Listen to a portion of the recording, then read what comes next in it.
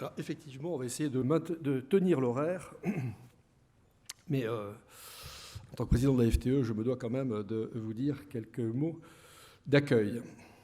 Alors, monsieur le directeur général, mesdames, messieurs, c'est toujours avec un grand plaisir que chaque année, depuis 2011, je vous retrouve dans l'amphithéâtre de ce magnifique palais Brognard, bâti voilà presque 200 ans.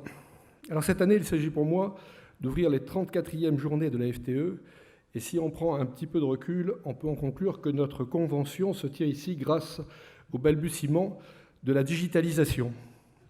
En effet, sans la suspension définitive de la cotation à la criée il y a exactement 30 ans, le 10 juillet 1987, qui marque le basculement de la bourse dans l'ère électronique, nous ne serions pas dans ce bâtiment.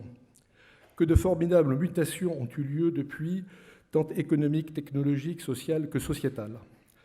Mais avant d'aborder les grandes questions qui agitent actuellement le monde de la trésorerie et du financement, permettez-moi d'ouvrir le chapitre des remerciements ô combien nombreux.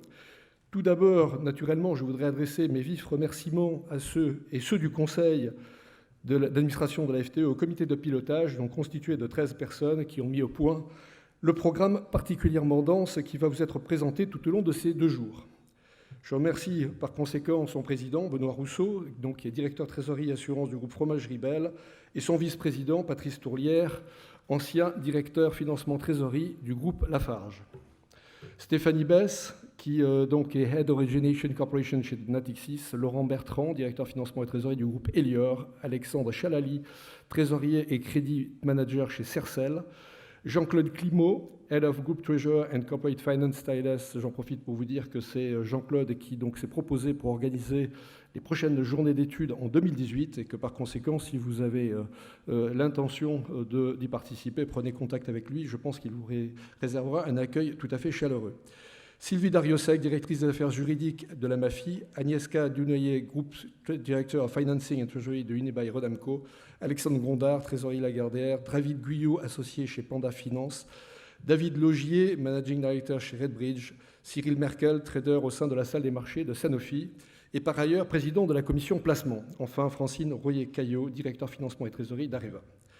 J'adresse également mes remerciements à notre structure support et entre autres à mesdames Véronique Nassour, Aurélie Pouzet et Valérie Voisin qui ont fait un travail remarquable pour que ces 2 jours se déroulent au mieux. Vous l'avez sans doute aperçu, le programme se compose de 9 plénières et 16 ateliers. Il va donc vous permettre d'aborder de très nombreux sujets d'actualité sur lesquels je vais revenir. Ils vont surtout être pour chacun de vous l'occasion d'apprécier le point de vue de 80 orateurs, tous experts dans leur domaine, que je remercie ici chaleureusement. Alors en 2012, pour la première fois, nous avions ouvert nos journées par l'intervention de M. Pébreau, donc président d'honneur de BNP Paribas. En 2013, nous avions invité 2 orateurs, en l'occurrence, M. Xavier Fontanet avait ouvert la première journée et M. Perrol, donc tout le monde s'en souvient, la seconde. Cette année, pour la première fois, et c'est ce que Patrice a oublié de dire, nous avons fait appel à 3 personnalités. Alors 2 interviendront en ouverture et une ce soir en clôture. Et dans l'ordre de passage, donc, je remercie naturellement M. Thierry Blandinière, ici présent, qui est directeur général du groupe InVivo. Et donc ce soir, nous aurons le plaisir d'accueillir M. Robert Ophel, ex-second sous-gouverneur de la Banque de France, qui, vous le savez, a remplacé M. Ramex à la tête de l'AMF. Demain, ce sera au tour de M. Jean-Pierre Mustier, administrateur délégué du groupe Unicrédit. Donc un grand merci à tous les 3, pour avoir accepté de dégager un peu de votre temps. Merci également à nos 6 partenaires médias et nos 5 mécènes qui soutiennent le prix du meilleur mémoire de finance qui sera remis demain après-midi. Je ne peux clore hélas ce chapitre sans remercier également nos 69 partenaires qui nous ont fait confiance et spécialement nos 4 principaux sponsors. Je veux parler de C2FO, Collaborative Cash Flow Optimization, qui est une plateforme collaborative qui permet d'optimiser l'offre et la demande en finance, conférer ce qu'on vient de dire s'agissant des fintechs. Caisse d'épargne Île-de-France, CIC et Natixis, sans lesquels une manifestation comme celle-ci, qui permet de réunir pendant 2 jours plus de 1200 acteurs de la trésorerie et de la finance, ne pourrait avoir lieu. Tous disposent d'un stand au rez-de-chaussée du bâtiment et je vous invite à y circuler et leur rendre visite durant les pauses. Ils vous accueilleront, j'en suis persuadé, avec grand plaisir pour vous présenter et leurs récentes innovations et leurs toutes dernières solutions métiers. Enfin, pour enrichir votre réseau, vous pouvez poser vos questions. Donc, vous avez la possibilité de vous connecter sur la plateforme de la FTE, comme on vient de vous l'expliquer. Alors, puisqu'on parle d'application, je vous propose de rester moderne Et supposons que la FTE, grâce à son centre de formation particulièrement dynamique et performant et son efficace équipe de digitalisation, ait mis au point ce matin, à votre disposition, une tablette avec des applications directement liées à la trésorerie et au financement. Alors que verrez-vous apparaître ? Eh bien voilà, les 20 icônes, dont 20 applications qui s'affichent derrière moi. Alors, à vue d'un tel panorama, on se rend compte aisément que le trésorier exerce un métier plus sophistiqué aujourd'hui qu'hier. Non seulement il doit être en mesure de prendre en compte et gérer les risques de change, de taux et de liquidité de son entreprise, mais il doit aussi être un expert en trade finance, avoir un bon bagage en matière fiscale, juridique et comptable, des connaissances pointues dans le domaine du cash management et de la supply chain. Il doit être un fin technicien des produits financiers. Bref, c'est un touche-à-tout et bien souvent un homme orchestre. Et tout ceci exercé dans un environnement de taux nuls, voire négatifs, ce qui ne nous a jamais été enseigné à l'école, aussi haute ou grande soit-elle. Donc, la question que je vous pose directement est la suivante. Êtes-vous parfaitement à l'aise avec chacun de ces 20 thèmes pour exercer aujourd'hui correctement votre métier ? On peut tenter de classer ces 20 thèmes en 4 grandes familles. Alors, la première est relative à la politique, c'est donc la ligne du haut. On peut dans ce chapitre ranger naturellement le Brexit, avec pour nous trésoriers au moins 2 conséquences. La première, vous le savez, la FTE a publié récemment une prise de position dans laquelle elle s'exprime clairement en faveur de la création d'une chambre de compensation des opérations en zone euro. En effet, aujourd'hui, plus des 2/3 des opérations libellées en euros sont compensées, vous le savez, à la City. Est-ce qu'une telle situation serait admissible pour le dollar ou la livre sterling ? Deuxième conséquence, la perte du passeport qui permettait de proposer des services financiers dans toute l'Union européenne va obliger de nombreux établissements financiers installés à la City donc de délocaliser un certain nombre d'activités financières au sein de l'Union européenne. Mais où ? Et donc naturellement, question, combien choisiront Paris ? S'agissant des États-Unis, alors sans parler des prises de position géopolitiques du nouveau locataire lunatique de la Maison-Blanche, ce sont par exemple les mesures fiscales et douanières prises par son administration. En effet, vous le savez, le taux de IS va être abaissé de 35 à 20%, et en parallèle, il est prévu la mise en place de la Border Adjustment Tax de 20% qui pénalisera fortement l'exportation de produits français vers les États-Unis. On peut aussi mentionner l'assouplissement de la loi Dodd-Frank, qualifiée donc d'excès de zèle gouvernemental par M. Trump. Cette loi promulguée en 2010 a visé à contenir les excès des acteurs sur les marchés financiers et protéger les consommateurs fortement touchés par la crise des subprimes. Après les États-Unis, on se doit d'évoquer la Chine, deuxième puissance économique du monde. Le premier, donc 2 points méritent d'être soulignés. Le premier concerne l'économie de la Chine. Vous le savez, le 19e congrès du Parti communiste chinois vient de se tenir et il a clairement réaffirmé qu'il n'était en rien question de prendre des décisions qui pourraient déstabiliser l'économie. En effet, l'économie de la Chine a affiché en 2016 un taux de croissance de 6,7%, le plus faible, je dis bien le plus faible, depuis 26 ans. Cependant, le pouvoir chinois surveille de près l'évolution de la dette privée et publique qui, globalement, représente aujourd'hui 250% du PIB chinois. Bien que ce ratio soit de 260% aux États-Unis, il suscite malgré tout l'inquiétude des agences de notation et des institutions internationales compte tenu du risque systémique qu'il contient. Le deuxième élément relatif à la Chine donc, est les opérations de M&A menées par la Chine.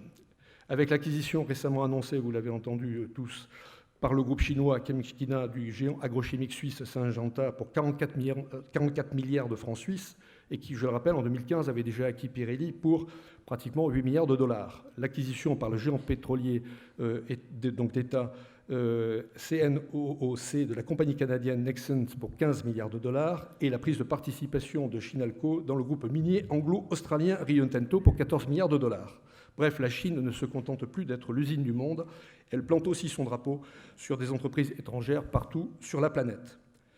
Alors, on peut également pointer du doigt le label RSE, c'est-à-dire responsabilité sociale et environnementale, et son impact sur le monde de la finance, avec l'apparition de la finance verte et les fameux green bonds sur lesquels, du reste, la FTE s'était, il y a 1 an, officiellement exprimée, et des projets socialement responsables. Cet aspect éthique compte de plus en plus aux yeux des consommateurs et donc des dirigeants d'entreprises. Nombreux sont ceux qui font appel à des agences de notation extra-financières pour faire évaluer leurs pratiques plus ou moins transparentes dans le domaine de l'environnement, du social et de la gouvernance ESG. La deuxième famille concerne les actions menées par le régulateur au sens large. Alors cela commence bien sûr par le rôle de la Fed et celui de la BCE s'agissant du pilotage des taux directeurs et du quantitative easing. avec à la clé 2 questions. La première, quand est-ce que les taux vont remonter et surtout à quelle vitesse? Et la deuxième, quand l'inflation va-t-elle réapparaître? On peut poursuivre par les mesures de régulation qui concernent la structure des marchés financiers. Le corpus de règles EMIR renforce en effet la réglementation des marchés sur de produits dérivés de gré à gré.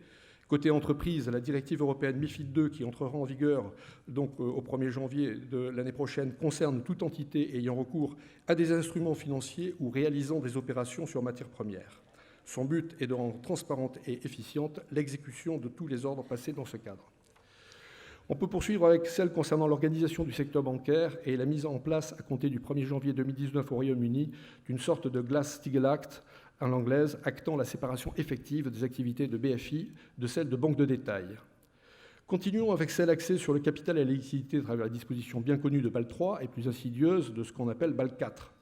Avec BAL 4, en effet, il s'agit de savoir si les banques européennes doivent calculer le dénominateur du ratio de solvabilité en appliquant un modèle dit avancé qui permet une estimation au cas par cas des risques suractifs ou si ce calcul doit s'appuyer sur un modèle standard, donc qui est celui développé aux États-Unis, mais bien évidemment plus défavorable pour nos banques. On perçoit donc là bien le formidable enjeu concurrentiel qui se profile derrière le dispositif BAL 4. On doit également évoquer rapidement les réglementations relatives aux normes comptables. Je parlais de la norme IFRS 9, par exemple, qui marque un progrès sensible pour nous trésoriers par rapport à l'ancienne norme IAS 39. À compter du 1er janvier 2018, la comptabilisation des opérations financières s'appuiera sur l'intention du management, donc le fond et non plus sur la forme de l'instrument.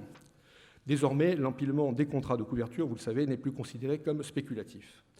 La deuxième norme qu'on peut évoquer dans ce cadre, c'est la norme IFRS 16, qui traite des contrats de location et qui ne fera donc plus le distinguo entre lease financier et lease opérationnel. Et du coup, à l'entrée en vigueur de cette norme au 1er janvier 2019, l'endettement des entreprises sera accru du total des loyers dus actualisés en contrepartie d'un droit d'utilisation de l'actif.